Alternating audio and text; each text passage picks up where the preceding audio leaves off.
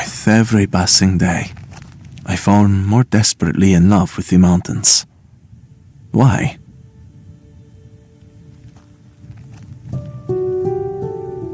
The higher we go, the better we can hear the voice of Christ.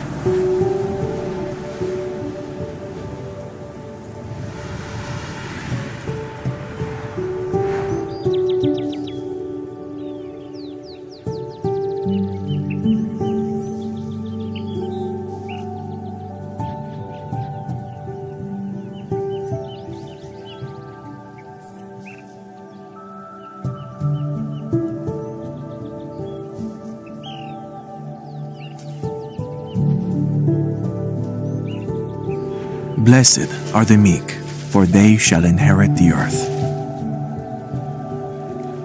Blessed are those who hunger and thirst for righteousness, for they shall be filled.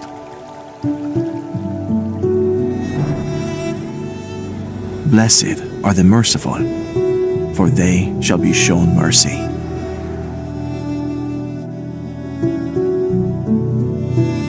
Blessed are the peacemakers, for they shall be called children of God. Blessed are the poor in spirit, for theirs is the kingdom of God. Woe to you who are rich, for you have already received your reward. Woe to you who are well fed now, for you will go hungry. Blessed are the pure of heart, for they shall see God. Blessed are you who weep now, for you will laugh.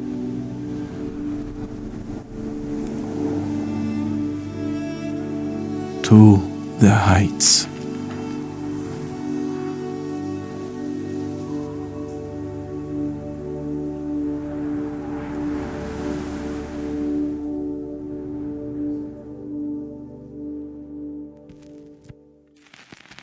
So a few years ago, I was back in college, and I was in a study abroad program for about 4 months in the beautiful mountains of Gaming, Austria. And I just have to say, you guys, it was one of the most amazing experiences of my life. The creation of the world, it just came alive in a way that I had never experienced before. And it was the night before we were about to leave to go back to the States. Me and my best friends, we decided to, in the middle of the night, in the middle of the darkness, to climb this mountain behind the Carthusian monastery where we were staying. And so I remember getting to the top and looking around and seeing the vastness of the sky and the stars. And it was unlike anything I'd ever seen in my whole life. And we waited until about 5:30 in the morning, and the sun came peeking through the clouds up from behind the mountain ranges, and it just lit up the entire valley below. And I remember looking down and seeing just these trees, and I remember over in the corner there were the caves, and there was this beautiful monastery right below us, and I couldn't help but have just this tremendous encounter with the creator of all of this beauty. And it was something that I really only could have experienced if I would have taken the time that I did that night, in the middle of the night, super spontaneous, to encounter the Lord through his creation. And I believe that this was the kind of spirit that Pier Giorgio Frassati had throughout his short 24 years of life. He just lived his life in awe and wonder of the created world around him.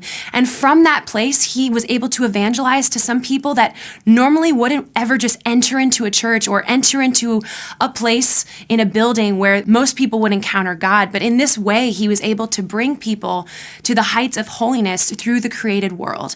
And I think that that is the kind of spirit that we need to have as people, as Christians, as Catholics. You know, I look back in the beginning of Genesis and we see that God creates the beauty of the world, right? He says everything is good, everything from the creatures in the sea to the mountains that reach up to the heavens. Like he says everything is good. And then we look at man and woman and how God created them in his image and likeness, and he said they're very good, and he gave them authority and dominion over all of creation.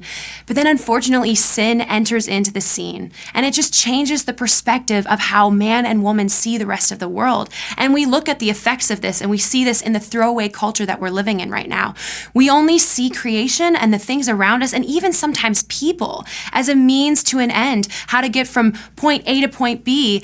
And the Catholic Christian perspective is when we look at creation, when we look at other people, is we see how God intended them. We see them as good, and we see them as not just a means to an end, but as a way of transforming our hearts to becoming more like Christ. And that's what Pier Giorgio Frassati did throughout his entire 24 short years of life, is he invited other people to experience that, to experience creation in a way that would transform them from the inside out. And so I want to challenge you guys today. You know, it's so easy in our world, in our busy culture, to go from point A to point B and to not think about anything around us. But whether you're going to the park, whether you're going to class, or you're visiting with a friend, or even you're climbing the heights of the mountain, you know, I want to invite you to just take a moment. Take a moment and allow yourself to encounter the presence of God, because whether you're doing something amazing at the top of a mountain, or whether you're just experiencing your day-to-day life, the Lord wants to meet you there, and he wants to transform you from the inside out. And from that transformation, you can become a great saint.